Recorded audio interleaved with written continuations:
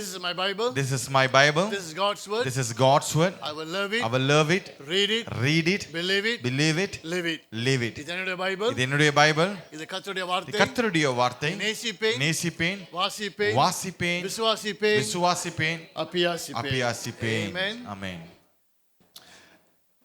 Take a look at this picture. Makes our mouth water, right? நம்முடைய வாயிலிருந்து எச்சி வலிகிறதா? Already feeling hungry. இப்பவே உங்களுக்கு அந்த பசி ஏற்படுது. Now, we are told to eat healthy, have good eating habits. நம்ம இடத்துல சொல்லப்படுகிறது இப்படியாக நாம் ஜாக்கிரதையாக நல்ல ஹெல்த்தியா சாப்பிடணும். நம்ம கொஞ்சம் ஜாக்கிரதையாக இருக்கணும் சாப்பாடு என்று வரும்பொழுது. In other words, eat your food as your medicines. இன்னொரு வார்த்தை சொல்ல வேண்டும் என்று சொன்னா உன் உணவை மருந்தாக உண். If not, இல்ல you'll have to eat medicines as your food. மருந்தை உணவாக உண்ணும் நிலை வரும். Very sad to see some people. ஒரு சிலரை one or two tablets, plenty of tablets. That's almost a meal. ஒரு சிலரை பார்க்கும்போது ரொம்ப கஷ்டமாக தான் இருக்கிறது. அவங்க மருந்தை பார்க்கும்போது 1-2 மருந்துல மருந்து கடையே பேக்குல வச்சிருப்பாங்க. Now, I've been doing a series on the kingdom of God for almost 3 years now. இந்த 3 வருஷ காலமாக தேவனுடைய ராஜ்யத்தை குறித்து நான் தொடர்ச்சியாக உங்களுக்கு நான் பேசி வந்து கொண்டிருக்கிறேன். Okay, now the most important topic is about the king and his kingdom. ரொம்ப முக்கியமான ஒரு நாம் பேசுகிற காரியம் என்னவென்று சொன்னால் ராஜாவை குறித்தும் அவருடைய வருகிற ராஜ்யத்தை குறித்தும். Now, you would have heard but you would have forgotten, some did not hear. Go to the YouTube, you have the sermons there. We must know what is the kingdom of God. நீங்க கேட்டிருப்பீங்க, கேள்விப்பட்டிருப்பீங்க, பிரசங்கங்களை கேட்டிருப்பீங்க, மறந்திருப்பீங்க. அப்படி என்று சொன்னால் கேட்காம கூட இருந்திருந்தால் நம் வலைத்தளங்கள் யூடியூப்ல இப்படியாக அந்த செய்திகள் எல்லாம் வைத்திருக்கிறோம். போய் நீங்க உங்களுடைய அந்த செய்திகளை எடுத்து கேட்கும்படிக்கு நாங்கள் உங்களை உற்சாகப்படுத்துகிறோம். For almost 3 years I've been talking about the kingdom of God. 3 வருஷ காலமாக தேவனுடைய ராஜ்யத்தை குறித்து நான் அதிகமாக உங்களிடத்தில் நான் பேசி வந்து கொண்டிருக்கிறேன். We have seen explaining the kingdom. What is the kingdom of God? Is the kingdom of God here? Is it going to come?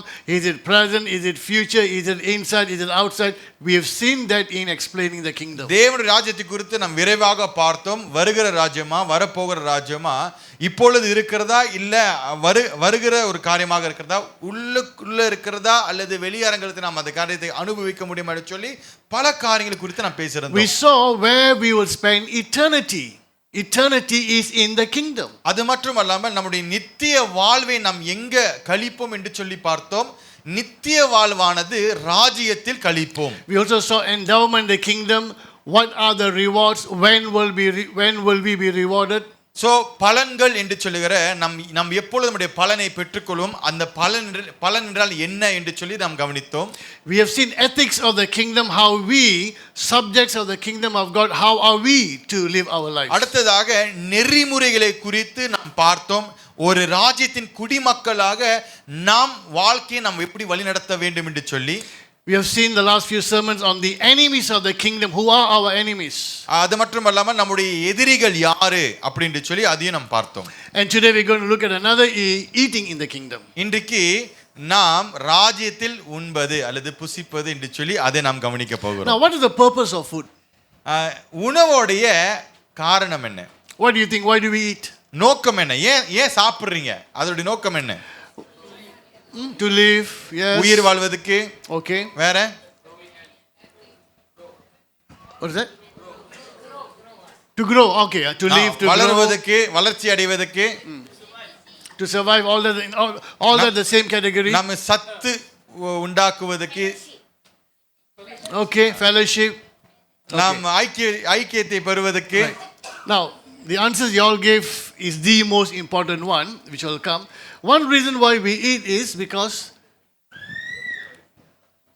enjoyment, right? அதாவது நாம் சாப்பிடுவது நோக்கம் அல்லது ஏன் சாப்பிட நம்ம விரும்புறோம் சொன்னால் அதோடைய இன்பத்தை நாம் அனுபவிக்கிறோம். You don't always eat because you think I must eat, otherwise I'm hungry. Sometimes we just want to enjoy the food. அதாவது நான் சாப்பிட வேண்டும், நேரம் ஆச்சு, நான் சாப்பிட்ற மணி ஆச்சு, அதனால வாயில ஏதாச்சும் ஒன்று போடும் சொல்லி சாப்பிடல, அதோடைய இன்பத்தை நாம் ருசிக்க சாப்பிட்டு கொண்டு இருக்கிறோம். Pastor Bernard, next week want to go for Bakute? Why next week I'm going to be hungry? No, we are planning because what? We enjoy eating.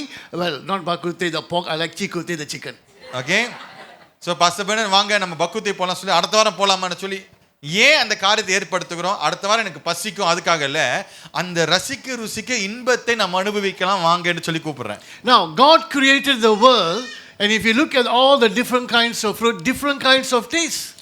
ஆண்டவர் இந்த உலகத்தை படைக்கும் பொழுது சிருஷ்டித்த பிறகு வெவ்வேறான பழங்கள் இருக்கிறது, அந்த பழங்களுக்குள்ளாக வெவ்வேறான ருசிகள் இருக்கிறது. And our tongue is built in such a way, if you like, it can taste different tastes in different parts of the tongue. நம்முடைய நாவானது இப்படியாக கர்த்தர் எப்படி சிருஷ்டிருக்கான்னு சொன்னா, நாம் எப்படிப்பட்ட எந்த உணவை எடுத்தாலும் அது வித்தியாசமான ருசியை நாம் காண முடியும். God wants us to enjoy food. Amen. ஆதலால் ஆண்டவர் நம் உணவை இன்பத்தோடு ரசித்து சாப்பிட தேவன் நம்மை அனுமதித்திருக்கிறார். That's why you go to a fruit shop, you want to choose. If everything tastes like apple, what's the point? அதனால தான் நீங்க ஒரு பழம் கடைக்கு போகும்போது வித்தியாசமான பழங்கள் எடுக்கிறீங்க. எல்லாமே ஆப்பிள் போல இருந்துச்சுன்னா நீங்க எல்லா பழம் எடுப்பீங்களா? So God created different kinds of fruits with different kinds of taste, and our taste bud that can taste different part of the tongue, different taste. God wants us to enjoy food. Say amen to that. அது ஆண்டவரை பாத்தீங்கன்னு சொன்னா அப்படியாக வெவ்வேறான ருசிகளை நம்ம தந்திருக்கிறார். நம்முடைய நாவானது அந்த ருசிகளை அனுபவிக்க கர்த்தர் நமக்கு அப்படிப்பட்ட ஒரு இன்பத்தை நமக்கு கொடுத்திருக்கிறார். ஆமென். Okay, now we won't read this, but if you're taking notes, you can take down for enjoyment. Ecclesiastes chapter 2. இது நாம் வாசிக்க மாட்டோம், ஆனால் எழுதிக் கொள்ளுங்கள். இப்படியாக பிரசங்கி 2ஆம் அதிகாரம் verses 24 and 25. 24ஆம் வசனம் தொடங்கி 25ஆம் வசனம் வரையிலும். Okay, we won't read, but take it down. Ecclesiastes chapter 2 verse 24 and 25. பிரசங்கி 2ஆம் அதிகாரம் 24ஆம் வசனத்திலிருந்து 25ஆம் வசனம் வரையிலும். And chapter 5 18 to 20. அதே பிரசங்கில 5ஆம் அதிகாரம் 18ஆம் வசனத்திலிருந்து 20ஆம் வசனம் வரையிலும். The second reason, or rather this is the first reason, the most important reason, what the answers you gave just now, for sustenance, to be alive. இரண்டாவதாக சத்துக்காக, நாம் உயிர் வாழ்வதற்கு, பலனுக்காக நாம் உணவு உண்ணுகிறோம். We eat to stay alive. நாம் எதுக்கு சாப்பிடுறோம்? உயிர் வாழ்வதற்கு. Some live to eat, but we eat to live. சில பேர் வந்து சாப்பிடுறதுக்கே உயிர் வாழ்றாங்க, ஆனா நம்ம உயிர் வாழ்வது சாப்பிடுறோம். If you don't eat, after some time, after a few days or few weeks or few months, you will what? Eventually die. சில நாட்களுக்கு நாம் சரியாக அல்லது சாப்பிடாம இருந்தா என்ன நடக்கும்னா நாம் மரித்து போய் விடுவோம். So even if you don't like it, we have to eat. உங்களுக்கு பிடிக்குதோ பிடிக்கலோ ஏதாவது நீங்க சத்துக்காக உயிர் வாழ்வதற்கு நீங்க சாப்பிட்டு தான் ஆக வேண்டும். So food is for nourishment. அதனால் சாப்பாடானது நம்ம உணவு உடலுக்காக என்று சொல்லி பார்க்கிறோம். To grow this way, not to grow this way. நல்ல வேளை. இப்படி வளர்வதற்கு இப்படி வளர்வதற்கு அல்ல. You can write down Genesis 1:29. எழுதிக் கொள்ளுங்கள். ஆதியாகமம் 1ஆம் அதிகாரம் 29ஆம் வசனம். Genesis 1:29. ஆதியாகமம் 1ஆம் அதிகாரம் 29ஆம் வசனம். Third reason, மூன்றாவது காரணம், fellowship. ஐக்கியம். Fellowship around the food. அதாவது நாம் ஒரு உணவை உண்ணும்போது நம் சுற்றி இருக்கிற ஆட்களை கூட நாம் ஐக்கியத்தை பெற்றுக்கொள்கிறோம். The communion that we took just now, that is fellowship with the Lord and fellowship with one another. நாம் பங்கெடுத்த அந்த ராபோஜனையானது, இதுக்கு ஆராதனை பிறகு ராபோஜனை பங்கெடுத்தோம்ல, அது தேவனுடைய நாம் ஐக்கியத்தை பெற்றுக்கொள்கிறோம். Revelation chapter 3 verse 20, a very famous verse. Behold, I stand at the door and knock. If anyone opens the door, I will come in and eat with him and he with me. The Lord will use food as an example or illustration of fellowship. வெளிப்படுத்தின விசேஷம் 3ஆம் அதிகாரம் 20ஆம் வசனத்தில் இப்படியாக நாம் வாசிக்கிறோம். இதோ நான் வாசற்கதவை நான் தட்டுகிறேன், அவன் அந்த வாசலை திறந்தால் நான் அவனோடு வந்து நான் அவனோடு கூட போஜிப்பேன் என்று சொல்லி ஆண்டவர் சொல்கிறார். அவரோடு கூட அந்த ஐக்கியத்தை பெறுவதற்கு தேவன் விரும்புகிறார். Sometimes we say, can I talk to you? Let's talk over a cup of tea. சில நேரத்தில் வந்து நம்ம சொல்லுவோம்ல, பேசலாமா, வாங்க கொஞ்சம் ஒரு டீக்கு போலாம். So we fellowship around the food. So அதனால் அந்த உணவை பெற்றுக்கொண்டிருந்து நாம் என்ன செய்கிறோம்? அந்த ஐக்கியத்தை பெறுகிறோம். That is why we have food refreshment after the service, is not to give you a lunch or to feed you, it is so that we can stay back and fellowship. அதனால தான் நீங்க பார்த்தீங்கன்னு சொன்னா நம்முடைய சபையில நம்முடைய ஆராதனை முடிந்த பிறகு உங்களுக்கு உணவு ஏற்படுத்த பண்ணப்பட்டிருக்கிறது. ஏன்னு சொன்னால் நீங்க சாப்பிட்டு நல்லா இருக்கணும் காட்டிலும் அந்த உணவை வைத்து நீங்கள் என்ன செய்யணும்? ஒரு ஐக்கியத்தை பெற வேண்டும் என்று சொல்லி. Don't look at the food today. What? Oh, kira curry, vegetable. I'll go and eat outside. No, doesn't matter about the vegetable curry. The reason we have refreshments so that we all can fellowship. So அதனால் அது உணவை பார்த்து நீங்கள் அப்படியாக இன்னைக்கு என்ன இதுதான் கொடுத்துருக்காங்களா அப்படின்னு போகாம அதை வைத்து சந்தோஷமாக நீங்க ஒரு இடத்துல ஐக்கியத்தை பெற்றுக்கொள்ளுங்கள். So stay back for the fellowship. So ஆதலால் நம்மளுடைய ஐக்கியத்துக்கு நீங்க இருக்க வேண்டும். You can write on Revelation 3:20 for this verse. இதற்காக வெளிப்படுத்தின விசேஷம் 3ஆம் அதிகாரம் 20வது வசனத்தை எடுத்து வைத்துக் கொள்ளுங்கள். Number 4. நான்காவதாக it is an act of worship. அது ஆராதனையின் ஒரு பங்காக இருக்கிறது. In other words, we can actually use food to thank God. இன்னொரு வார்த்தை சொல்ல வேண்டும் என்று சொன்னால் நம் உணவை கொண்டு கர்த்தருக்கு நாம் நன்றி செலுத்தலாம். Matthew 6:11 give us our daily bread. மத்தேயு 6ஆம் அதிகாரம் 11ஆம் வசனத்தில் நாம் வாசிக்கிறபடியாக நாங்கள் அன்றாட உணவை எங்களுக்கு தாரும்படிக்கு ஆண்டவர் ஜெபிப்பார். If you want daily bread, you must ask daily. Therefore you pray daily. தினமும் நமக்கு உணவு வேண்டும் என்று சொன்னால் தினமும் நாம் கேட்க வேண்டும். Thanking God for the food. உணவுக்காக தேவனுக்கு நாம் நன்றி செலுத்துவது. 1 Timothy chapter 4. 1 தீமோத்தேயு 4ஆம் அதிகாரம் verses 3 and 4. 3 இருந்து 4ஆம் வசனம் வரையிலும். 1 Timothy 4:3 and 4. 1 தீமோத்தேயு 4ஆம் அதிகாரம் 3 இருந்து 4ஆம் வசனம் வரையிலும். We receive food with thanksgiving. நாம் அந்த உணவை நன்றி உள்ளத்தோடு ஏற்றுக்கொள்கிறோம். Acts 27:35. அப்போஸ்தலர் நடபடிகள் 27ஆம் அதிகாரம் 35ஆம் வசனம். Right on Deuteronomy 8:10. உபாகமம் 8ஆம் அதிகாரம் 10வது வசனத்தை எடுத்து எழுதி வைத்துக் கொள்ளுங்கள். In fact, let's read Deuteronomy 8:10. இந்த வசனத்தை நாம் வாசிக்கப்போமாக உபாகமம் 8ஆம் அதிகாரம் 10ஆம் வசனத்தை நாம் Both வாசிக்கப்போமாக. in English and Tamil. தமிழிலும் ஆங்கிலத்திலும் நாம் வாசிக்கப்போமாக. It's not only before we eat we thank the Lord. அதாவது நாம் சாப்பிடு உணவை உண்பதற்கு முன்பாக நாம் நன்றி செலுத்துவது மட்டுமல்லாமல் You pray before you eat. நாம் சாப்பிடுவதற்கு முன்பாக ஜெபிக்க வேண்டும். Bless the food, thank the Lord. கர்த்தருக்கு நன்றி சொல்லி நாம் அந்த உணவை ஆசீர்வதிக்க வேண்டும். And after eating, நாம் சாப்பிட்ட பிறகும் Deuteronomy 8:10. உபாகமம் 8ஆம் அதிகாரம் 10வது வசனத்தை வாசிங்க. And you shall eat and be full, and you shall bless the Lord your God for the good land he has given you. ஆகையால் நீ புசித்து திருப்தி அடைந்திருக்கையில் உன் தேவனாகிய கர்த்தர் உனக்கு கொடுத்த அந்த நல்ல தேசத்துக்காக அவரை ஸ்தோத்திரிக்க கடவாய். After eating the food, you bless the Lord. நீ புசித்து திருப்தியான பிறகு கர்த்தரை தேவனாகிய கர்த்தரை என்ன செய்ய வேண்டுமா? அவரை ஸ்தோத்தரிக்க வேண்டும். So before you eat, you thank the Lord. After you eat, you thank the Lord. In other words, even eating can be what? An act of worship. நாம் உண்பதற்கு முன்பாக நாம் தேவனை ஸ்தோத்தரிக்க வேண்டும். நாம் சாப்பிட்ட பிறகு நாம் தேவனை ஸ்தோத்தரிக்க வேண்டும். அதோட அர்த்தம் என்னவென்று சொன்னால் நாம் அந்த process முழுவதும் தேவனுக்கு நாம் நன்றி சொல்ல கடமையாக இருக்க வேண்டும். Don't use that as an excuse and keep eating. I'm praising the Lord. அதனால நீங்க சாப்பிட்டு கொண்டே இருக்கிறதுனால நான் தேவனை ஸ்தோத்தரிக்கிறேன் என்று சொல்லி அப்படிப்பட்ட ஒரு காரணத்தை பாய்க்காதீங்க. So we see food is for enjoyment, for sustenance, for fellowship, for worship, but நாம் கவனிக்கிறபடியாக உணவானது ஒரு இன்பத்துக்காகவும் ஐக்கியத்துக்காகவும் அது ஆராதனைக்காகவும் நாம் பார்க்கிறோம். ஆனாலும் அப்பே நினைச்சேன், the moment he lifted up all the food, he's going to talk about fasting. உபவாசத்தை குறித்து பேச போகிறார். இல்ல, I'm going to talk about feasting. இல்ல, பந்தியை குறித்து நான் பேச போகிறேன். We hear a lot of sermons on fasting. I'm going to preach to you on feasting. Amen. இதனால வரையில நீங்க உபவாசிக்க வேண்டும் என்று சொல்லி அந்த மாதிரி ஒரு செய்தி கேட்டிருக்கோம். அன்னைக்கு நீங்கள் எல்லோரும் பந்தியில் பங்கு பெற கொள்ளுங்கள் என்று சொல்லி நான் பேச போகிறேன். Do you know there's a prophecy about a feast in the future? உங்களுக்கு தெரியுமா வரப்போற காலத்தில் இப்படியாக தேவன் நமக்கு ஒரு தீர்க்க தரிசனமாய் சொல்லியிருக்கார், நமக்கு ஒரு பந்தி உண்டு என்று சொல்லி. Sometimes you may heard about a feast and we think it's up in heaven. Let's find out whether there's a feast, where the feast will be, when the feast will come. அதாவது சில நேரத்தில் நம்ம யோசிப்போம், நமக்கு ஒரு பந்தி ஆண்டவர் ஆயத்தப்படுத்தி வைத்திருக்கிறார் பரலோகத்தில் என்று சொல்லி.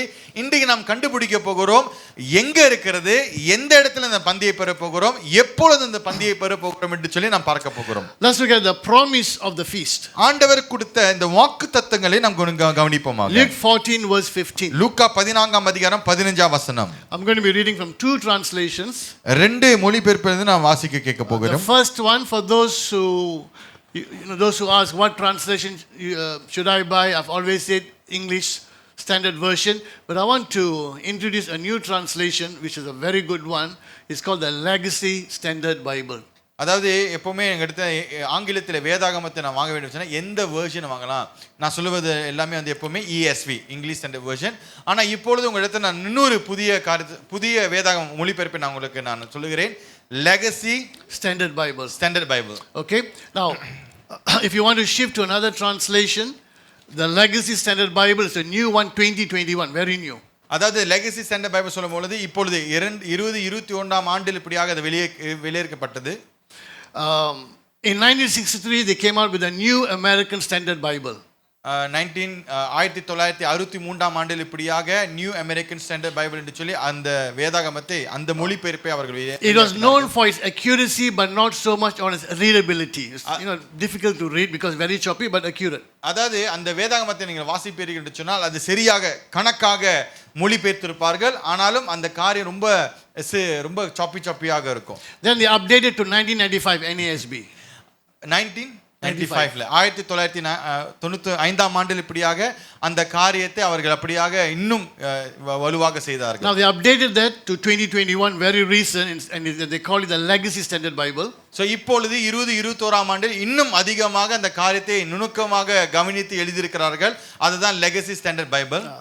Now for my sermons and all of that I'm using this translation. I'll tell you why, and I want to encourage you, if you're going to buy a Bible, buy the Legacy Standard Bible. I'll tell you why. So என்னுடைய பிரசங்கத்தை எல்லாமே இந்த வசனத்தை தான் இந்த மொழிபெயர்ப்பு தான் நான் பார்க்க போகிறேன் ஏன் என்று சொல்லுகிறேன் கேளுங்க.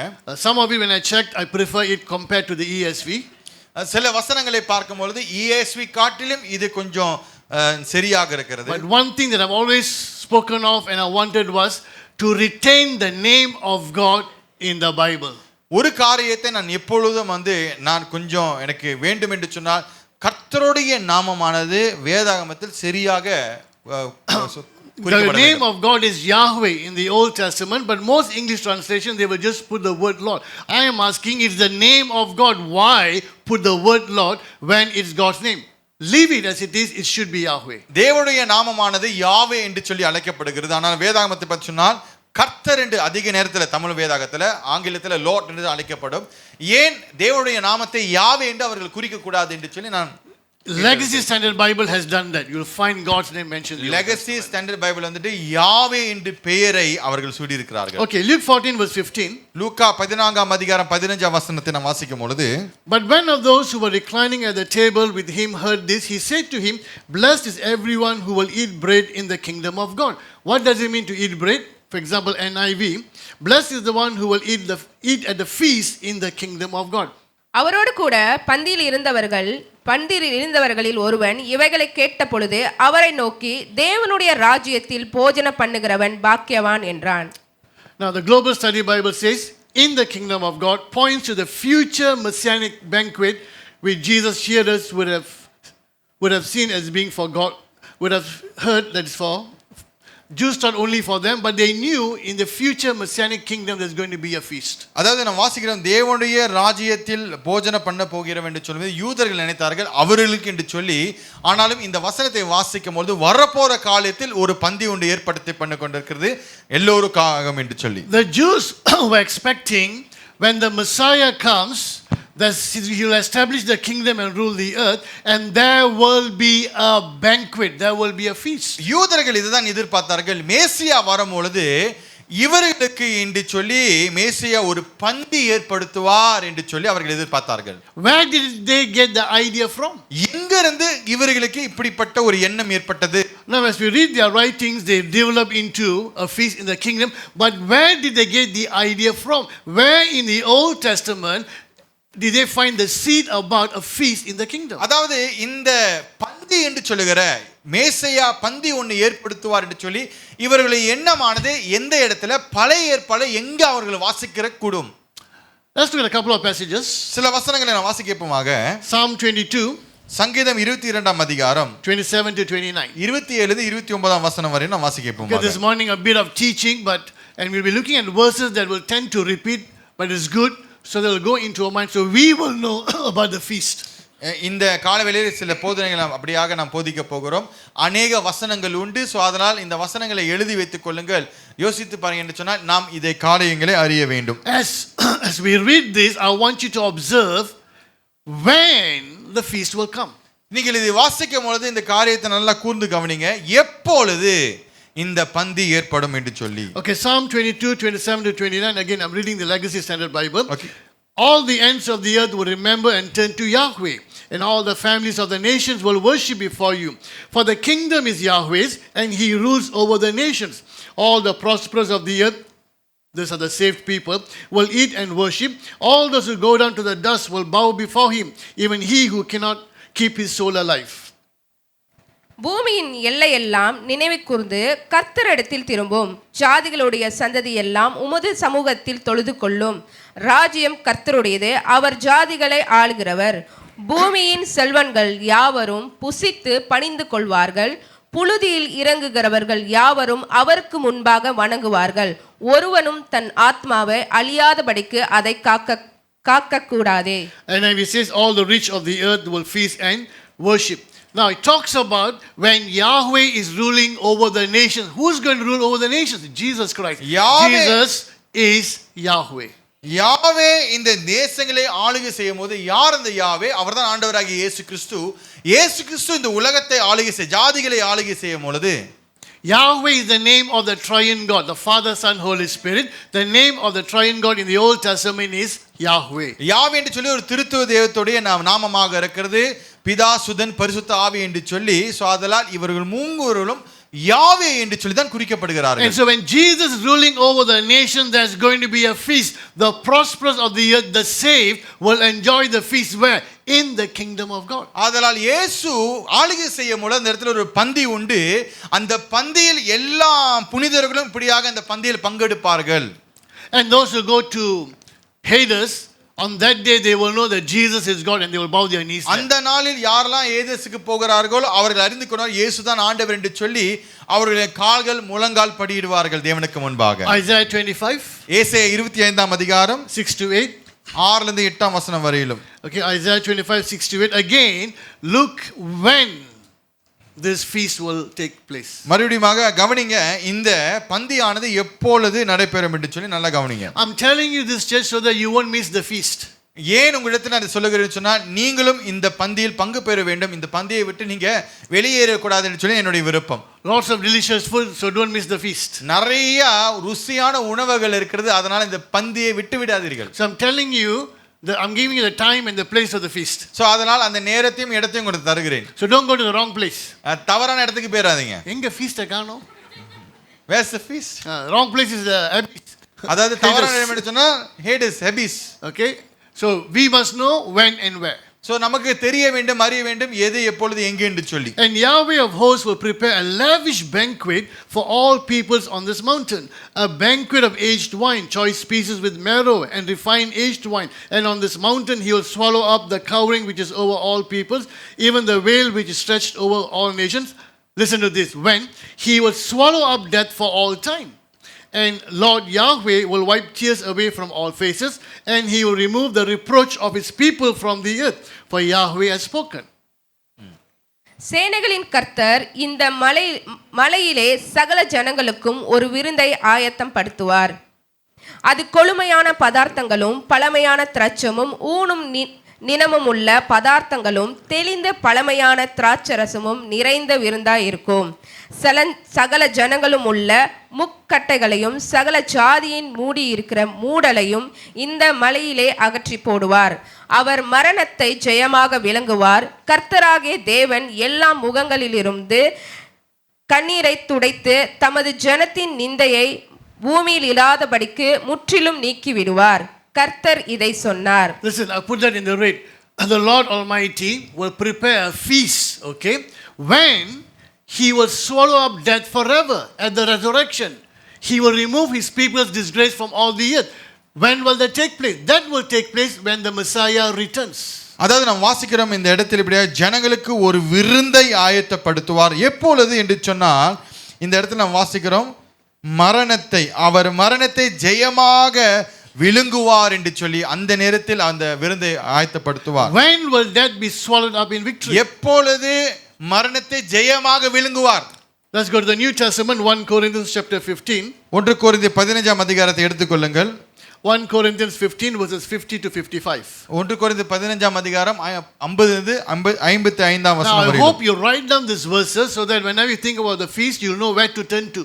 அதாவது இந்த வசனங்களை எழுதி வைத்துக் கொள்ளுங்கள். நீங்கள் விருந்து செய்யும் பொழுது, விருந்து குறித்து பேசும் பொழுது உங்களுக்கு தெரிய வேண்டும் இந்த இடத்துல வசனங்கள் இருக்குன்னு சொல்லி. Okay, let's read verse 50 to 55. Okay, 50 லிருந்து 56ஆம் வசனம் வரையிலும் நான் வாசிக்கப்போமாக. Now I say this, brothers, that flesh and blood cannot inherit the kingdom of God, nor does the corruptible inherit the incorruptible. Behold, I tell you a mystery. We will not all sleep, but we will all be changed in a moment, in the twinkling of an eye, at the last trumpet. For the trumpet will sound, and the dead will be raised incorruptible, and we all be changed.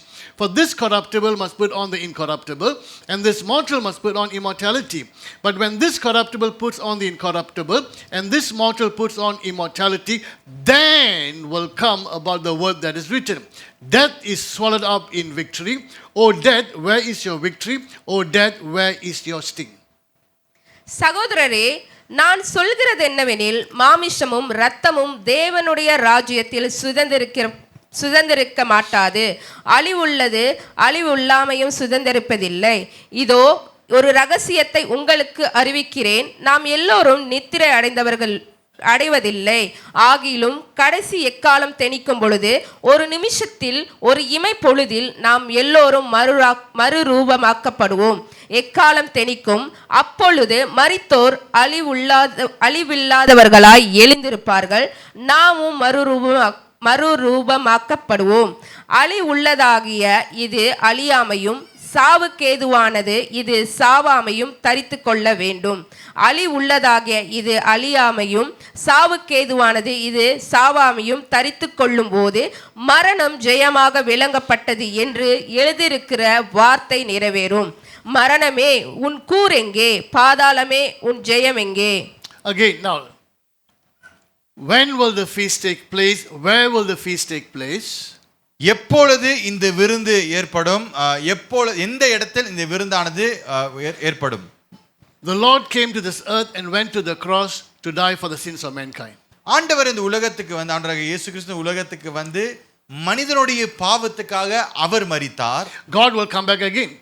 தேவன் மறுபடியும் வருகிறார். This time to take back the earth and rule the earth. இந்த நேரத்தில் பார்த்தீங்கன்னு சொன்னால் இந்த உலகத்தை எடுத்து அவர் ஆளுகை செய்வதற்கு. That's what we call the messianic kingdom. Messiah means anointed one. The messianic kingdom means the kingdom of Christ. மேசியாவின் ராஜ்யம் என்று சொல்லி தான் அது அழைக்கப்படுகிறது. மேசியா என்று சொல்லும்போது இரட்சகரனுடைய ராஜ்யம். He will rule this earth. அவர் இந்த உலகத்தை ஆளுகை செய்வார். Part of ruling this earth, and one of the things that will take place in the kingdom is he's going to give us a feast. அதாவது இந்த உலகத்தை ஆளுகை செய்யும் பொழுது அதில் ஒரு பங்குதானம் என்று சொன்னால் அவர் நமக்கு ஒரு விருந்தை ஏற்படுத்துவார். When he returns, the righteous will be resurrected. அவர் மறுபடியும் இந்த உலகத்துக்கு வரும் பொழுது நீதிமான்கள் யாவரும் மறுபடியும் உயிரோடு வருவார்கள். So Old Testament, New Testament places the kingdom at the coming of Christ, at the resurrection of the righteous. That's when the feast will be held. அதனால நீங்க பழைய ஏற்பாடு புதிய ஏற்பாடு வாசிக்கும் பொழுது தேவன் வருகும் பொழுது நீதிமான்கள் உயிரோடு உயிர் தெழுவார்கள் என்று சொல்லி அந்த நேரத்தில் தான் நமக்கு ஒரு விருந்து ஆயத்த பண்ணுவார். Now we read just now, a Jew will say, blessed is the one who will feast in the kingdom of God. Do you know when he said it? அதாவது ஒரு யூதன் சொல்லுவான், தேவனுடைய ராஜ்யத்தில் விருந்தை பங்கு பெறுவன் அவன் பாக்கியவான் என்று சொல்லி அவன் எப்பொழுது சொன்னான் உங்களுக்கு தெரியுமா? Let's go back to Luke 14. லூக்கா 14ஆம் அதிகாரத்தை நாம் வாசிப்போமாக. We are reading a lot of passages, so you will know how much the scripture talks about this feast. அதாவது நாம் ஏன் அதிகமாக வசனங்களை வாசித்துக் கொண்டிருக்கோம் என்று சொன்னால் விருந்தை குறித்து பந்தியை குறித்து வேதாகமாக எவ்வளவு பேசப்படுகிறது சொல்லி நாம் பார்க்கிறோம். Luke 14:12 to 15. லூக்கா 14ஆம் அதிகாரம் 12ஆம் வசனத்திலிருந்து 15ஆம் வசனம் வரையிலும். And he also went on to say to the one who had invited him, when you give a luncheon or a dinner, do not invite your friends or your brothers or your relatives or your rich neighbors, lest they also invite you in return, and that will be your repayment. But when you give a reception, invite the poor, the crippled, the lame, the blind, and you will be blessed, since they do not have the means to repay you. Listen, for it will be repaid to you at the resurrection of the righteous. But when one of those who were reclining at the table with him heard this, he said to him, blessed is everyone who will eat bread or feast in the kingdom of God. அன்றியும் அவரது தம்மை விருந்துக்கு அழைத்தவனை நோக்கி, நீ பகல் விருந்தாவது இரவு விருந்தாவது பண்ணும்போது உன் சிநேகிதராகிய உன் சகோதரரையும் உன் பந்து ஜனங்களையும் உன் ஐஸ்வர்யமுள்ள அயலகத்தாரையும் அழைக்க வேண்டாம்.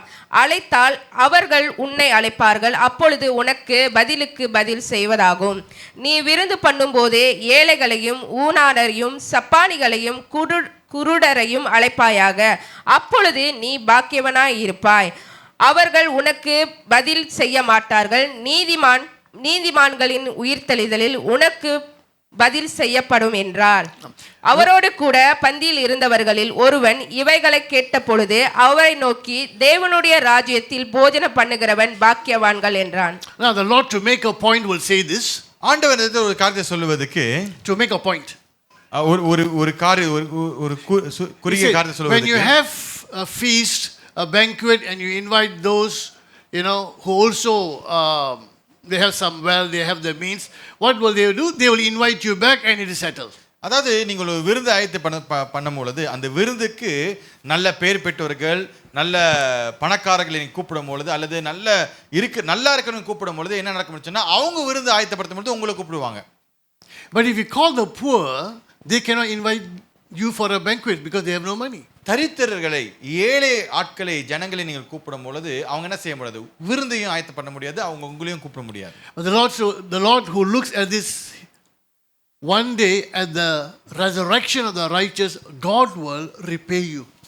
ஆண்டவர் பார்த்து சொல்லுவார், நீதிமான் எழும்பி வரும் பொழுது அந்த நாளில் தேவன் மறுபடியும் இந்த பலனை உங்களுக்கு கொடுப்பார். So when is the reward? At the resurrection of the righteous, when Jesus returns. எப்பொழுது அந்த பலன் கிடைக்கும்? தேவனாகிய ஆண்டவராகிய இயேசு கிறிஸ்து மறுபடியும் வரும்பொழுது, நீதிமான்கள் எழும்பி உயிரோடு வரும்பொழுது தான் நமக்கு அந்த ஒரு பலனை கிடைக்கும். That's when he will say, blessed is the one who will feast in the kingdom of God. அப்பொழுது தான் அவன் சொல்லுவான், தேவனுடைய பந்தியில் பங்கு பெறுகிறவன் அவன் பாக்கியவான் என்று சொல்லுவான். So let's get this clear. So இந்த காரியத்தை நம்ம கொஞ்சம் தெளிவாக Now, the எடுத்துக்கொள்வோம். Jews understood this. We Christians better understand it as well. யூதர்கள் இதை குறித்து நல்ல ஒரு புரிதல் வைத்திருக்கிறார்கள். அதனால் கிறிஸ்தவர்கள் இதை குறித்து நல்ல ஒரு புரிதல் இருக்க வேண்டும். But many Jews are going to miss it because they rejected the king. We better make sure we stay with the king. அதாவது अनेक யூதர்கள் இதை தவற நழுவிட போகிறார்கள் சொன்னால், ராஜாவை அவர்கள் கைவிட்டார்கள். ஆனால் நம்ம ராஜாவை கைவிடாமல் நம் ராஜாவோட கூட இருக்க Now வேண்டும். you answer me, where is the feast? இப்போ நீங்க சொல்லுங்க, எங்க இந்த விருந்தானது நமக்கு ஆயத்த பண்ணப்படும்? எங்க? இப்பதான் கத்தி சொன்னேன். Where? எங்க? In the kingdom of God. தேவனுடைய ராஜ்யத்தில். When? எப்பொழுது? When will this kingdom be established on this earth? எப்பொழுது தேவனுடைய ராஜ்யமானது இங்க ஸ்தாபிக்கப்படும்? Now the kingdom is within us. இப்ப தேவ ராஜ்யம் எங்க இருக்கிறது? நமக்குள்ளாக இருக்கிறது. Because the king is here. ஏனென்றால் ராஜா நமக்குள்ளாக இருக்கிறார். But when will the kingdom be established on the earth? எப்பொழுது இந்த பூமியின் மேலாக தேவனுடைய ராஜ்யம் ஸ்தாபிக்கப்படும்? Your kingdom come, your will be done on earth as it is in heaven. ராஜ்யம் வருவதாக, சித்தம் நிறைவேறுவதாக, எப்பொழுது பரலோகத்தில் நிறைவேறுவது போல பூலோகத்தில் நிறைவேறப்படுவதாக. Your kingdom come, why? ராஜ்யம் வருவதாக, your will be to be done on earth. உம்முடைய சித்தமானது பூலோகத்தில் நிறைவேறுவதாக. When will the kingdom be established? When the king returns. எப்பொழுது இந்த ராஜ்யமானது ஸ்தாபிக்கப்படும்? So where is the feast? Is in the kingdom of God. Okay, எங்க இந்த பந்தியானது நமக்கு ஏற்படுத்தப்படும்? தேவனுடைய ராஜ்யத்தில். So when will the kingdom come? எப்பொழுது தேவனுடைய ராஜ்யம் வரும்? அதான் கத்தி தான் சொன்னேன். நான் உங்களுக்கு குழு கொடுத்தேன். Yes. Correct. When the king comes, the righteous will be resurrected. ராஜா வரும்பொழுது நீதிமான்கள் உயிரோடு வருவாங்க. You will hear kingdom feast in heaven, right? Okay, பரலோக ராஜ்யத்தில் நமக்கு ஒரு பந்தி உண்டு என்று சொல்லி கேள்விப்பட்டீங்க. இல்ல அது உண்மைதான். பரலோக ராஜ்யம் தேவ ராஜ்யம் ரெண்டு ஒண்ணுதான். We have seen this before. Kingdom of God and the kingdom of heaven are interchangeable terms. We have seen that. தேவ ராஜ்யம் பரலோக ராஜ்யம் சொன்னது ரெண்டும் ஒரே இடம் தான். You will always hear this feast in heaven. பரலோகத்தில் நமக்கு ஒரு பந்தி உண்டு என்று சொல்லி நம்ம கேள்வி. Maybe there is, but you look at the text will make it very clear. So we're reading all of this. It is in the kingdom. ஒருவேளை அப்படிதான் நீங்க சொல்லலாம். ஆனா நீங்க வசனத்தை வாசிக்கும் பொழுது பரலோகத்தை காட்டிலும் தேவராஜ்யம் பூலோகத்துக்கு வரும்பொழுது அப்போது நமக்கு ஒரு விருந்து உண்டுன்னு சொல்லி தெளிவாக போடப்பட்டிருக்கு. Let's see where Jesus places the feast. பார்ப்போம் இயேசு where he will place the feast. அவர் எந்த இடத்தில் இந்த பந்தியை உண்டு பண்ணுவார் என்று சொல்லி பார்ப்போம். Despite us reading the verses, still some are not clear because in your mind you've been hearing feast in heaven, feast in heaven, feast in heaven. That's in your mind. Despite reading the verses, you still cannot break free from that. அதாவது வசனங்களை வாசித்த பிறகு கூட ஒரு சிலருக்கு பார்க்கும் பொழுது நமக்கு அது ஏற்றுக்கொள்ள மனதில்லாம இருக்கும் என்று சொன்னால், நாம் அதிக முறையாக எதை கேள்விப்படுகிறோம்? பரலோகம் அங்கதான் நிக்கிறோம். ஆனா இன்னும் யாரும் பூலோகத்துக்கு வரல. Maybe there's a feast in heaven, but The text tells us again and again, it is when Jesus returns in his kingdom. பரலோகம் என்று சொல்வது நீங்க ஒரு வேளை அப்படின்னு சொல்லலாம். ஆனா நம்முடைய வசனமானது தெளிவாக சொல்லுகிறது, இயேசு ராஜா வந்த பிறகு பூலோகத்தில் அவர் ராஜ்யத்தை ஸ்தாபித்த பிறகு மரித்தோர்கள் உயிரோடு வந்த பிறகு அந்த இடத்துல நமக்கு ஒரு பந்தி ஏற்படுத்தும். Let's see what the Lord said. இயேசு என்ன சொல்றார் பார்ப்போம். Luke 22, லூக்கா 22ஆம் அதிகாரம் 14 to 16. 14ஆம் வசனத்திலிருந்து 16ஆம் வசனம் வரையிலும். And when the hour had come, he reclined at the table, and the apostles with him. And he said to them, I have earnestly desired to eat this Passover with you before I suffer. For I say to you, I shall never again eat it until it is fulfilled in the kingdom of God. வேளை வந்தபோது அவரும் அவரோடு கூட 12 அப்போஸ்தலரும் பந்தியிருந்தார்கள்.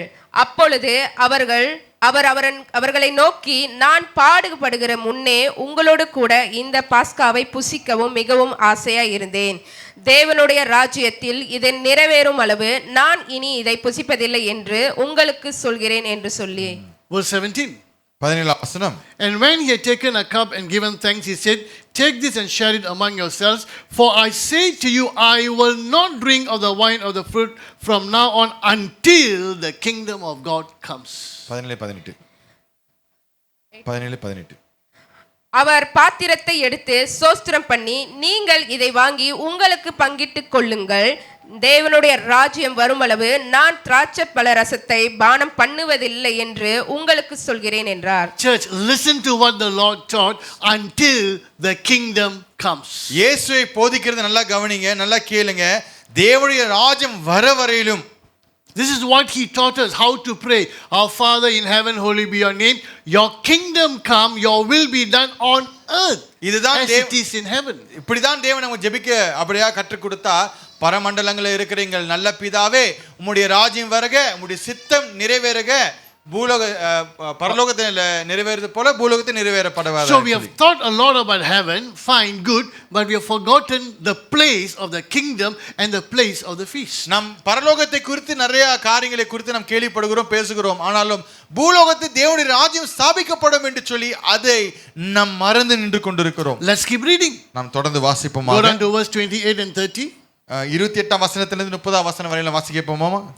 Now you are those who have stood by me in my trials, and I grant you a kingdom, just as my Father granted one to me. And listen, that you may eat and drink at my table in my kingdom, and you will sit on thrones judging the 12 tribes of Israel. மேலும் எனக்கு நேரிட்ட சோதனைகளில் என்னோடு கூட நிலைத்திருக்கிறவன் நீங்களே. ஆகையால் என் பிதா எனக்கு ஒரு ராஜ்யத்தை ஏற்படுத்தினது போல நானும் உங்களுக்கு ஏற்படுத்துகிறேன். நீங்கள் என் ராஜ்யத்திலே என் பந்தியிலே போஜனம் பண்ணி இஸ்ரவேலின் 12 கோத்திரங்களையும் நியாய தீர்க்கிறவர்களாய் சிங்காசனத்தின் மேல் உட்கார்வீர்கள் என்றார். Listen, he's telling the apostles, அப்போஸ்தலர்களை பார்த்து சொல்கிறார், you will be with me and you will rule over the 12 tribes of Israel. நீங்கள் என்னோடு கூட இருந்து 12 இஸ்ரவேலின் 12 கோத்திரத்தை நீங்கள் ஆளுகை செய்வீர்கள். As my Father has given me a kingdom, I'm giving you a kingdom. பிதா எனக்கு ராஜ்யத்தை கொடுத்தது போல நான் உங்களுக்கு ராஜ்யங்களை தருகிறேன். So you will rule and reign with me. You will rule over Israel. ஆதலால் நீ என்னோடு கூட சேர்ந்து நீங்கள் ஆளுகை செய்வீர்கள். 12 இஸ்ரவேலின் கோத்திரங்களை நீங்கள் ஆளுகை செய்வீர்கள். Where are they going to rule, in heaven or on earth? நான் கேட்கிறேன், எங்க அவர்கள் ஆளுகை செய்ய போகிறார்கள்? பரலோகத்திலேயா அல்ல பூலோகத்திலேயா? You're not sure? பூமியிலேயா பரலோகத்திலேயா? பூலோகத்துல. பரலோகத்திலேயா? எனக்கு எங்கேயோ நடுவுல மாட்டிட்டு இருக்க போறீங்க. Get stuck in. அங்கேயும் போக முடியல, இங்கேயும் போக முடியல. Listen, Jesus will come and rule this earth. He will rule over the nations. The 12 apostles will rule over Israel. Where are we going to rule? Not up there, on this earth. கவனிங்க, இயேசு வருவார், அவர் இந்த உலகத்தை ஆளுகை செய்வார். அவருக்கு கொடுக்கப்பட்ட ராஜ்யங்களை போல 12 அப்போஸ்தலர்களுக்கும் இப்படியாக 12 இஸ்ரவேலின் கோத்திரங்கள் அந்த ராஜ்யம் கொடுக்கப்படும். நாமும் அவரோடு கூட சேர்ந்து நாம் ஆளுகை செய்வோம். எங்க ஆளுகை செய்வோம்? இங்க பூலோகத்தில் ஆளுகை செய்வோம். Along with the rulership in his kingdom, you will eat and drink with me. We will have a feast. Where? அதனால சொல்லுகிறார், இப்படியாக இந்த ஆளுகையின் மத்தியில என்னோடு கூட நீங்க விருந்து பந்தியிலே பங்கெடுப்பீர்கள். இந்த பந்தியானது எங்க நடக்கும்? பூமியில. கரெக்ட். பரலோகம் கேட்கிறேன். இன்னும் பரலோக தான் நிக்கிறீங்க. You're going to go to the wrong restaurant. ஒரு தவறான ஒரு ஹோட்டலுக்கு போயிருக்கீங்க நீங்க. எவனையும் காணோம். No one is here. Nobody from City Tabernacle here. யாரு சிட்டி டெம்பிள்ல பார்க்க முடியலையே. Oh, I think all went to hell. I'm the only one. எல்லாம் நரகத்துக்கு விட நான் மட்டும்தான். From here I will shout. கத்தி கத்தி சொன்னதானே. இங்க அவர் சொல்லுவாரு, நான் அப்பவே சொன்னேன். How many verses we read and I keep asking, I keep repeating. We all are queuing up for the feast. நீ ஒண்ணே நின்னுக்கிட்டு சீட் வச்சுக்கிட்டு எத்தனை தடவை எத்தனை வசங்களை கொடுத்து உனக்கு நான் வந்து சொன்னாலும் இன்னைக்கு நாங்கெல்லாம் என்ன செய்றோம், வரிசையில் நிக்கிறோம், நீ அங்க நின்னுக்கிட்டு ஒண்ணுமே இல்லாம இருக்க. That's why I'm saying write down the verses, go back, read it 100 times. அதனால தான் இந்த வசனங்களை எடுத்து எழுதி வைத்துக் கொள்ளுங்க. நீங்க வீட்டுக்கு போன பிறகு நீங்கள் இந்த வசனங்களை பலமுறை வாசித்து நீங்கள் புரிந்து கொள்ள வேண்டும். Read again verse 20. மறுபடியும் வாசிங்க. Now you are those who have stood by me in my trials, and I grant you a kingdom, just as my father granted one to me, that you may eat and drink at my table in my kingdom, and you will sit on thrones judging the 12 tribes of Israel. We will rule together, and we will have a feast where? In my kingdom. Okay, வாசிங்க 28ல இருந்து 30 வரைக்கும். மேலும் எனக்கு நேரிட்ட சோதனைகளில் என்னோடு கூட நிலைத்திருக்கிறவர்கள் நீங்கள். ஆகையால் என் பிதா எனக்கு ஒரு ராஜ்யத்தை ஏற்படுத்தினது போல நானும் உங்களுக்கு ஏற்படுத்துகிறேன். நீங்கள் என் ராஜ்யத்திலே என் பந்தியிலே போஜனம் பண்ணி என் ராஜ்யத்திலே என் பந்தியில. அப்ப பந்தி எங்க இருக்குது? Where is the feast? என் ராஜ்யத்தில் என் பந்தியில. அப்ப அந்த பந்தி எங்க இருக்குது? My kingdom, where is the feast? அவருடைய ராஜ்யத்துல. It is in his kingdom. அந்த ராஜ்யம் எங்க வரும்? Where will the kingdom come? அப்ப எங்க திங்க போறீங்க? Where we will have the feast? On earth. Yes. With this understanding we read Revelation 19. இந்த புரிதலோடு தான் நாம் வெளிப்படுத்தின விசேஷம் 19ஆம் அதிகாரத்தை நாம் வாசிக்கிறோம். Okay, the wedding feast of the Lamb.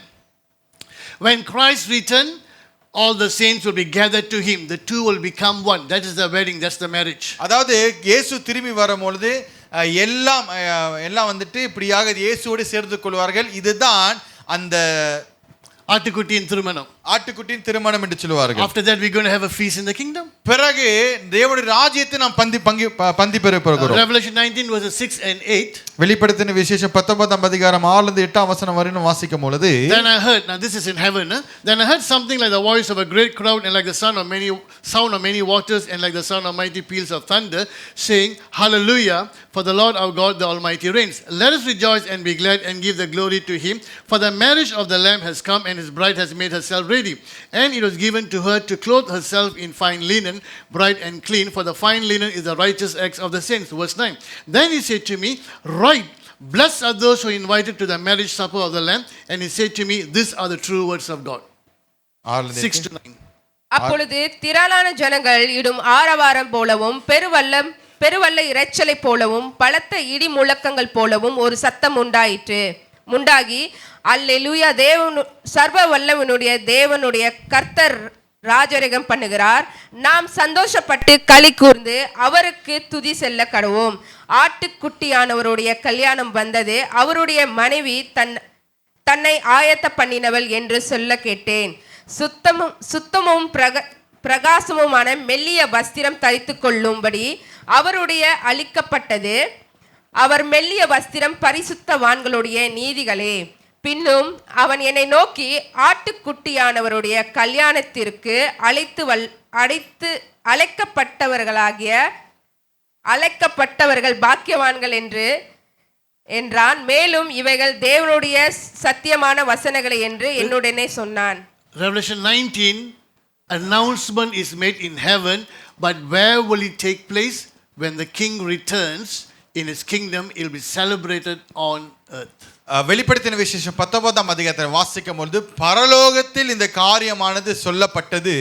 ஆனால் எந்த இடத்தில் கொண்டாடப்பட்டது, எந்த இடத்துல இந்த காரியமானது ஏற்படுகிறது சொன்னால் பூலோகத்தில். ஆதலால் இந்த பந்தியானது தேவனுடைய பூலோகத்தில் இருக்கிற தேவனுடைய ராஜ்யத்தில் announced in heaven, but it will be celebrated in the kingdom when the king returns. பரலோகத்தில் சொல்லப்பட்டது, பரலோகத்தில் அறிவிக்கப்பட்டது. ஆனா எங்க இந்த இடத்துல வந்து நடக்கும் என்று சொன்னால் தேவன் பூலோகத்தில் இருக்கிற தேவனுடைய ராஜ்யத்தில் நடக்கும். Let's keep reading. Let's look at the place and timing of the feast. தொடர்ந்து நாம் வாசிப்போமாக எங்க எப்பொழுது எந்த நேரத்தில் நடக்கும் என்று சொல்லி நாம் பார்ப்போம். We're reading a lot of verses repeating the same thing because I wanted to get into our minds and our hearts. அதாவது நிறைய வசனங்களை வாசிக்கிறோம். ஏன் மறுபடியும் இதை ஏன் சொல்கிறேன்னு சொன்னா உங்களுடைய இருதயங்களையும் உங்களுடைய சிந்தையிலும் இந்த காரியமானது பூர வேண்டும் என்று சொல்லி. Matthew 8:10 to 12. மத்திய 8ஆம் அதிகாரம் 10 லிருந்து 12ஆம் வசனம் வரையிலும். Now when Jesus heard this, he marveled and said to those who were following, "Truly I say to you, I have not found such great faith anyone in Israel. And I say to you that many will come from east and west and recline at the table with Abraham, Isaac, and Jacob in the kingdom of heaven. But the sons of the kingdom, these are the Israelites, will be cast out into the outer darkness. In that place there will be weeping and gnashing of teeth." இயேசு இதை கேட்டு ஆச்சரியப்பட்டு தமக்கு பின் செல்கிறவர்களை நோக்கி, இஸ்ரவேலுக்குள்ளும் நான் இப்படிப்பட்ட விசுவாசத்தை காணவில்லை என்று மெய்யாகவே உங்களுக்கு சொல்கிறேன். அநேகர் கிழக்கிலும் மேற்கிலும் இருந்து வந்து பரலோக ராஜ்யத்தில் ஆபிரகாம், ஈசாக், யாக்கோப் என்பவர்களோடு பந்தி இருந்தார்கள். ராஜ்யத்தின் புத்திரரே புறம்பான இருளிலே தள்ளப்படுவார்கள். அங்கே அழுகையும் பற்கடிப்பும் உண்டாயிருக்கும் என்று நான் உங்களுக்கு சொல்கிறேன். This is not heaven. இது பரலோகம் இல்ல. The kingdom of heaven is not heaven, but the kingdom of heaven. அதாவது பரலோக ராஜ்யம் என்று சொல்வது பரலோகம் அல்ல, இது பரலோகத்தின் ராஜ்யம். The Lord will tell the Jews, one day you are going to see people coming from the east and the north. They all are coming to the kingdom. They all are going to have a feast, and you'll see Abraham, Isaac, and Jacob. In other words, they have resurrected. But you who had this promise, you're going to stand outside and you're going to regret at that moment. இயேசு அவர்களை பார்த்து சொல்வார், அநேகர் கிழக்கிலும் மேற்கிலும் இருந்து வந்து பரலோக ராஜ்யத்தின் ஆபிரகாம், ஈசாக்கு, யாக்கோபின் இவர்களோடு கூட சேர்ந்து சொல்லும்போது இவர்களோடு உயிரோட வந்துடுவாங்க. இயேசு வந்த பிறகு இவரோடு கூட சேர்ந்து பந்தி எடுப்பார்கள். ஆனால் நீங்க ராஜ்யத்தின் புத்திரரோ புறம்பான இருளில் தள்ளப்படுவீர்கள். நீங்களே விட போறீங்க, உங்களை ஆண்டு கைவிட போறாரு. Same thing in Luke chapter 13. லூக்கா 13ஆம் அதிகாரத்தை வாசிக்கும் பொழுது 28 and 29. 28ஆம் வசனம் 29ஆம் வசனம். In that place there will be weeping and gnashing of teeth when you see Abraham and Isaac and Jacob and all the prophets in the kingdom of God. But you yourself being cast out, and they will come from the east and west, from north and south, and will recline at the table in the kingdom of God. Or as NIV says, feast in the kingdom of God. நீங்கள் ஆபிரகாமையும் ஈசாக்கையும் யாக்கோப்பையும் சகல தீர்க்கதரிசிகளும் தேவனுடைய ராஜ்யத்தில் உள்ளவர்களாகிய உங்களையே புறம்பே தள்ளப்பட்டவர்களாகவும் காணும்போது உங்களுக்கு அழுகையும் பற்கடிப்பும் அங்கே உண்டாயிருக்கும். கிழக்கிலும் மேற்கிலும் வடக்கிலும் தெற்கிலும் இருந்து ஜனங்கள் வந்து தேவனுடைய ராஜ்யத்தில் பந்தி இருப்பார்கள். Abraham, Isaac, Jacob, the prophet, they represent the Old Testament saints. They are now resurrected. They are in the kingdom. They are having a feast. But you will be outside and you will regret. Abraham, Isaac, Yakob என்று சொல்லும் பொழுது இவர்கள் எல்லாமே பழைய ஏற்பாடில் இருந்த தீர்க்கதரிசிகள். இவர்களை பார்க்கும் பொழுது இவர்கள் தேவனுடைய பந்தி எடுப்பார்கள். ஆனால் நீங்களோ இந்த பந்திக்கு வெளியே நிற்பீர்கள். Again, the feast will be in the kingdom when the righteous have been resurrected. That's why Abraham, Isaac, and Jacob are there. மறுபடியும் சொல்லுகிறேன், இந்த பந்தியானது தேவ ராஜ்யத்தில் நடக்கும் பூமியில. இது எப்போது நடக்கும் என்று சொன்னால் நீதிமான்கள் உயிரோடு வந்து இயேசு வந்து நீதிமான்கள் உயிரோடு வந்த பிறகு அது நடக்கும். அதனால தான் ஆபிரகாம், யாக்கோப், ஈசாக்கை நாம் பார்க்கிறோம். Let me close with a parable the Lord gave about this banquet. We don't have much time to go in detail, but let's read about the parable that he gave. இந்த விருந்தை அல்லது பந்தியை குறித்து ஆண்டவர் ஒரு ஓமையை சொல்லியிருப்பார். அந்த ஓமையை குறித்து நாம் கவனித்து பார்த்து நம்ம அப்படியாக முடிக்க போகிறோம். Before that, அதுக்கு முன்பாக now all this was, take a snapshot if you want. உங்களால முடிஞ்சா உங்களுடைய தொலைபேசி எடுத்து நீங்க என்ன செய்யுங்க, இதுக்கு ஒரு take a snapshot. எடுங்க, இந்த வசனங்களை ஸ்னாப்ஷாட் எடுத்துக்கோங்க. Read all these verses, Luke 22, Luke 14, Luke 13, Mark chapter 8. Everywhere you read again and again and again and again, the feast will be celebrated in the kingdom of God when Jesus returns. இந்த வசனங்களை நீங்க மறுபடியும் வாசிக்கும் போது மறுபடியும் இயேசு சொல்லுகிற காரியம் என்னவென்று சொன்னால், இந்த பந்தியானது தேவனுடைய ராஜ்யத்தில் இந்த பூலோகத்தில் நடைபெறும். Turn to Luke 14. லூக்கா 14ஆம் அதிகாரம் 15 to 24. 15ஆம் வசனத்தில் 24ஆம் வசனம் வரையிலும். Okay, so we'll read this and I'll just share a few thoughts on this as we close. இதை குறித்து வாசித்த பிறகு ஒரு சில காரியங்கள் எடுத்து நான் சொல்ல விரும்புகிறேன். Luke 14. லூக்கா 14ஆம் அதிகாரம் 15 to 24. 15ஆம் வசனத்தில் 24ஆம் வசனம் So வரையிலும் turn to your Bible and read along. உங்க வசனத்தை வேதாகமத்தை திருப்பி கொண்டு எங்களோடு கூட சேர்ந்து படிங்க. But when one of those who were reclining at the table with him heard this, he said to him, "Blessed is everyone who will eat bread in the kingdom of God." And he said to him, a man was giving a big dinner, and he invited many. And at the dinner hour, he sent his slave to say to those who had been invited, "Come, for everything is ready now." But they all alike began to make excuses. The first one said to him, "I bought a piece of land and I need to go and look at it. I ask you, consider me excused." And another one said, "I bought 5 yoke of oxen and I'm going to try them out. I ask you, consider me excused." And another one said, "I married a wife and for that reason I cannot come." And when the slave came back, he reported these things to his master. Then the head of the household became angry and said to his slave, "Go out at once into the streets and lanes of the city and bring in here the poor and crippled and blind and lame." And the slave said, "Master, what you commanded has been done, and still there is room." And the master said to the slave, "Go out into the highways and along the fences and compel them to come in, so that my house may be filled. For I tell you, none of those men who were invited shall taste of my dinner." Luke 15லிருந்து 24ஆம் வசனம் வரையிலும். அவரோடு கூட பந்தியில் இருந்தவர்களில் ஒருவன் இவைகளை கேட்ட பொழுது அவரை நோக்கி, தேவனுடைய ராஜ்யத்தில் போஜனம் பண்ணுகிறவன் பாக்கியவான் என்றான்.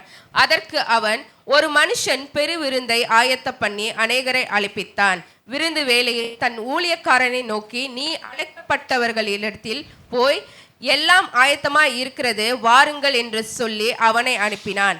அவர்கள் எல்லோரும் போக்கு சொல்லத் தொடங்கினார்கள். ஒருவன், "ஒரு வயலை கொண்டேன், அது அகத்தியமாய் போய் அதை பார்க்க வேண்டும், என்னை மன்னிக்கும்படி வேண்டிக் கொள்கிறேன்" என்றார். வேறொருவன், 5 மாடு கொண்டேன், அதை சோதித்து பார்க்க போகிறேன், என்னை மன்னிக்கும்படி வேண்டிக் கொள்கிறேன் என்றான். வேறொருவன், "பெண்ணை விவாகம் பண்ணினேன், அதனால் நான் வரக்கூடாது" என்றான். அந்த ஊழியக்காரன் வந்து இவைகளை தன் எஜமானனுக்கு அறிவித்து, அப்பொழுது வீட்டு எஜமானன் கோபமடைந்து தன் ஊழியக்காரனை நோக்கி, "நீ பட்டணத்தில் தெருகளில் வீதிகளில் சீக்கிரமாய் போய் ஏழைகளின் ஊரை சப்பானிகளையும் குருடரையும் இங்கே கூட்டிக் கொண்டு வா" என்றார். ஊழியக்காரன் அப்படியே செய்து, "ஆண்டவரே, நீ கட்டளையிட்டபடியே செய்தாயிற்று, இன்னும் இடம் இருக்கிறது" என்றான். அப்பொழுது எஜமான் ஊழியக்காரனை நோக்கி, "நீ பெரு வழிகளிலும் வேலிக்காரர்களிலும் போய் என் வீடு நிறையும்படி ஜனங்களை உள்ளே வரும்படிக்கு வருந்தி கூட்டிக் கொண்டு வா. அழைக்கப்பட்டிருந்த அந்த மனுஷனிர்களில் ஒருவனாகிலும் என் விருந்தை ருசி பார்ப்பதில்லை என்று உங்களுக்கு சொல்கிறேன்" என்று சொன்னார். When the Jews said, "Blessed is the one who will have a feast in the kingdom of God," the Lord will tell a banquet to explain certain things. ஆண்டவர் இப்படியாக ஒரு சொல்லும் பொழுது, தேவனுடைய பந்தியில பங்கெடுக்கிறோம் பாக்கியவான் என்று சொல்லும் பொழுது, ஆண்டவர் இந்த ஓமையை கொண்டு அவனிடத்தில் அப்படியாக விளக்குவார். Let's look at a prophecy in this parable. இந்த ஓமையிலே பார்க்கல சில தீர்க்கதரிசன வார்த்தையை நாம் கவனிப்போமாக. The invitation is given by God, one, through his servants. Who are they? In the Old Testament, the prophets, during the time of the gospel, the Lord Jesus Christ, later the apostles. Today, as we read the text, the invitation is given. இங்க அந்த அழைப்பானது இப்படியாக தன்னுடைய தேவனுடைய ஊழியக்காரர்கள் மூலியமாக கொடுக்கப்பட்டிருக்கிறது. யார் என்று சொன்னால், பழைய ஏற்பாடுல தீர்க்கதரிசிகள் மூலியமாக கொடுக்கப்பட்டது. புதிய ஏற்பாடை பார்க்கும் போது ஆண்டவராகிய இயேசு கிறிஸ்து வந்து அந்த அழைப்பை தந்தார். பிறகு அப்போஸ்தலர்கள் இன்றைக்கு தேவன் ஊழியர்களை பயன்படுத்தி இன்னமும் அந்த அழைப்பை உங்களுக்கு தந்து கொண்டு தான் இருக்கிறார். When we read the text, the invitation is there. நீங்கள் அந்த வசனத்தை வாசிக்கும் போது அந்த இடத்துல உங்களுக்கு அந்த அழைப்பு கொடுக்கப்பட்டிருக்கிறது. The first to be invited were the Jewish people because they were the covenant people. யார் முதலாவது அழைக்கப்பட்டிருக்கிறார் என்று சொன்னால், யூதர்கள் தான் முதலாவது அழைக்கப்பட்டார்கள் என்று சொன்னால், இவர்கள் தான் உடன்படிக்கையினுடைய ஜனங்களாக இருக்கிறார்கள். But you're going to be standing outside and you're going to be weeping. ஆனாலும் இவர்கள் வெளியே நின்று கொண்டு அழுது கொண்டிருக்க போறார்கள். Why? ஏன்? Because as a nation they rejected the Messiah. ஒரு தேசமாக மேசியாவை அவர்கள் என்ன செய்தார்கள்? புறக்கணித்தார்கள். The master will say, "Okay, go to the street, just invite everyone." So he's going to go out to the Gentiles. So அந்த முதலாளி என்ன செய்வான்னு சொன்னா, சரி நீ என்ன செய்ய, தெருவுக்கு சென்று அங்க யார் யார் இருக்கிறார்களோ அவர்களை கூட்டிட்டு வான்னு சொல்லும் பொழுது புறஜாதிகள் இடத்தில் அந்த அழைப்பை தருகிறார். So the invitation is given to the Gentiles and it seems they will respond. This is a prophecy that Israel as a nation will reject Christ, but among the Gentiles, there will be many who will turn to the Lord and they will feast in so the புறஜாதிகள் இடத்துல kingdom's அழைப்பு banquet. கொடுக்கும் பொழுது புறஜாதிகள் அவர்கள் என்ன செய்தார்கள்? இதுக்கு பதிலை கொடுத்தார்கள். இதுதான் தீர்க்கதரிசனமாக இருக்குது. யூதர்கள் கொடுக்கப்பட்ட அந்த அழைப்பானது அவர்கள் அதை நிராகரித்ததுனால புறஜாதிகளுக்கு என்று சொல்லி கொடுக்கப்பட்ட அந்த அழைப்பானது இவர்களை ஏற்றுக்கொள்ளப்படுகிறார்கள். Now that's exactly what happened. இதுதான் நடந்து கொண்டிருக்கிறது. Israel, who were offered first, they have rejected as a nation. The Gentiles who never knew about Christ, but when they heard about Christ, the church began to grow more among the Gentiles. இஸ்ரவேல் ஜனங்கள் இடத்தில் இப்படியாக தேவனுடைய சுவிசேஷத்தை எடுத்து செல்லும் பொழுது அவர்கள் தேசமாக இந்த சுவிசேஷம் வேண்டாம், இயேசு வேண்டாம் என்று சொல்லி அப்படியாக ஒதுக்கினார்கள். இந்த சுவிசேஷத்தை புறஜாதி மக்கள் இடத்தில் செல்லும் பொழுது சபையானது வளர செய்தது. Let's make some application now. அதனால் இப்பொழுது நம்ம இன்றைக்கு நம்ம இந்த காரியத்தை கொண்டு நம்ம என்ன கற்றுக்கொள்ள Doing a bit முடியும்? of teaching, reading a lot of verses now, let's make some application. கொஞ்சம் போதனைகளை பார்த்தோம், அநேக வசனங்களை பார்த்தோம். இப்பொழுது என்னோட இன்றைக்கு எனக்கு இது எப்படி பயன்படுகிறது? Today, through this message, the Lord is inviting you to the feast in the banquet He will give when He returns in His kingdom.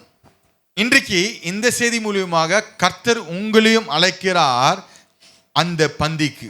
See, being invited to the feast is equivalent to being invited to get saved. அதாவது பந்திக்கு அழைப்பது அது எதுக்கு சமமாக இருக்குன்னு சொன்னால் கர்த்தர் ரட்சிக்கப்படுவதற்கு உங்களை அழைக்கிறார். Only the saved will be in the banquet.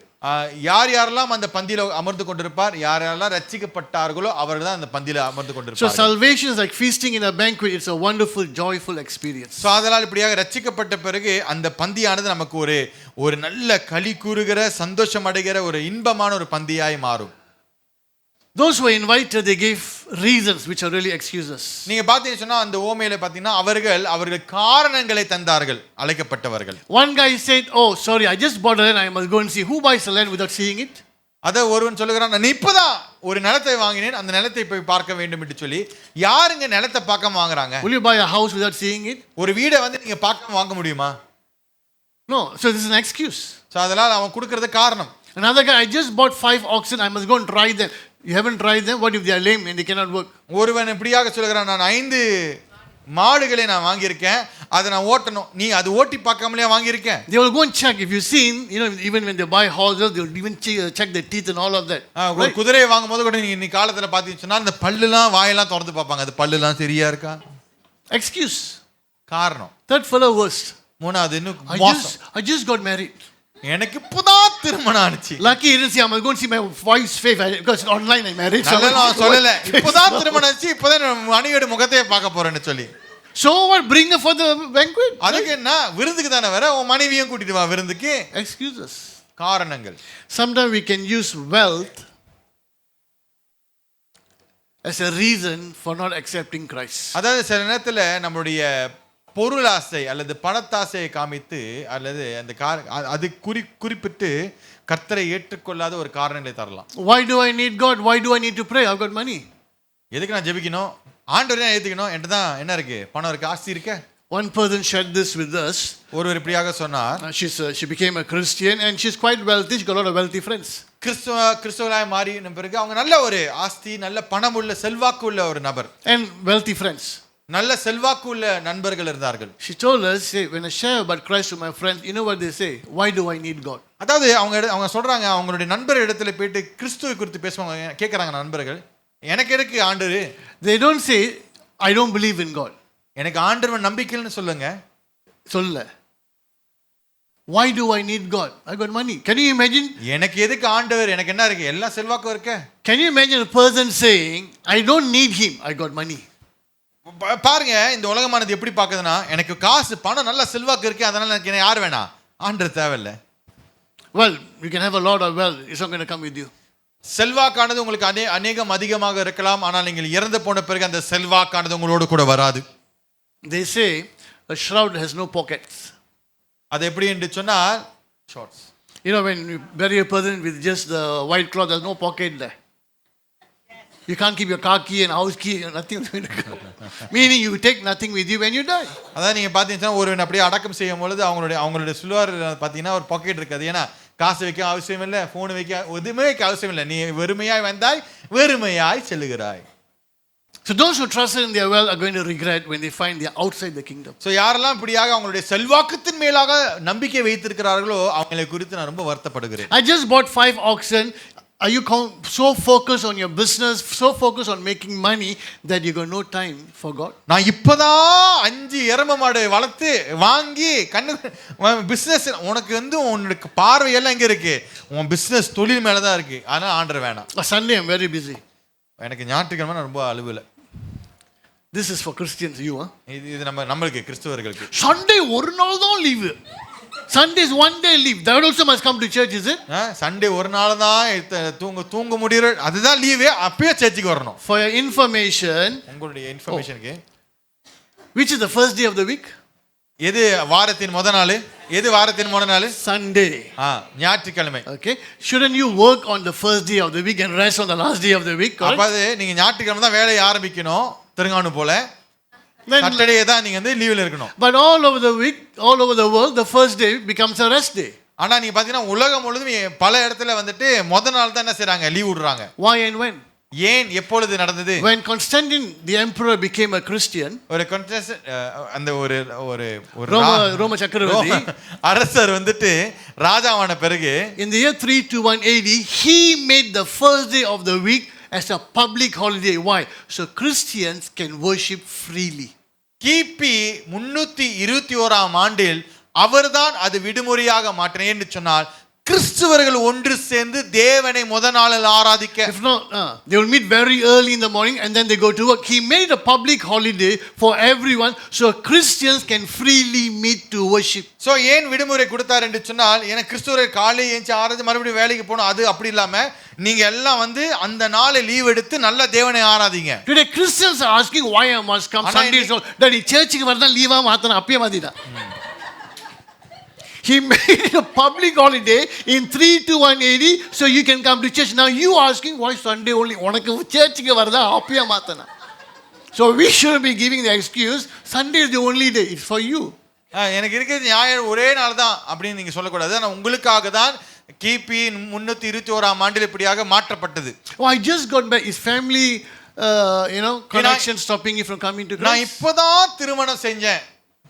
That means family ties stopping you from coming to Christ. அதாவது குடும்ப உறவுகள் அப்படியே கர்த்தரை ஆராதிப்பதுக்கோ இல்ல கர்த்தரை சந்திப்பதுக்கோ அந்த ஐக்கியத்தை பெறுவதற்கோ உங்களுக்கு தடுக்குதா? Okay, now because of time, நேரத்தின் காரணமாக you can write this down. It's not only during the millennium in the kingdom we'll have the feast. When new heavens and new earth come, the feast will continue. 1000 ஆண்டு என்று சொல்கிற அந்த அரசாட்சி மட்டும் அல்லாமல் தேவனுடைய பந்தியானது தேவனுடைய ராஜ்யத்தில் என்றென்றைக்கும் தேவனோடு கூட உட்கார்ந்து நாம் பந்தி பெறுவோம். Okay, you can write this and later read and compare. இதை நீங்கள் எழுதி வைத்துக் கொண்டு நீங்க என்ன செய்யுங்க, இந்த காரியத்தை நீங்க ஒப்பிட்டு பாருங்க. Compare Revelation 22 verses 1 and 2 with Ezekiel 47 verse 12.